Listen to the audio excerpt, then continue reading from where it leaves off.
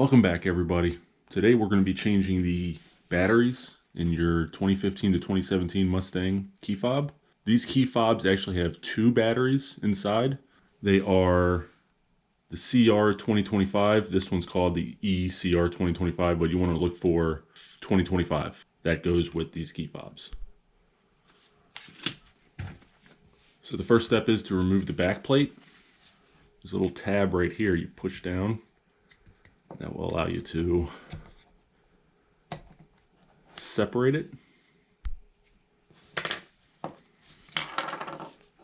You can take this key out. You don't have to, but I do it anyways. Now there's a little slot right in here. You can see a little gap right there. Just put your small screwdriver in there and pry up. Just like that. Set that to the side. As you can see, the battery's right there. Remove the first one.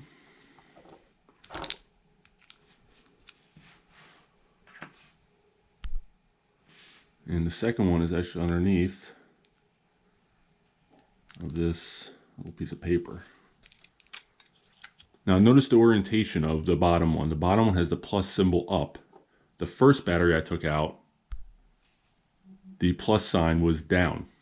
So basically the pluses go against each other, and then the negatives are in separate directions. So go ahead and remove the second battery. Now the reason why your key fob has two batteries is so you can still start your vehicle when your key fob technically dies. There's a little slot underneath the rubber mat in your cup holder where you will put the key fob into straight up and down, and that will allow you to start the car. So go ahead and get your two batteries. Remember, positive side up, negative side down on the first one. Push it into place. And the second one, you want to do positive down, negative side up. After you put the paper in between, just like that. Now put this back together. This just snaps in place. You gotta watch these two clips go right around just like that. And you push down.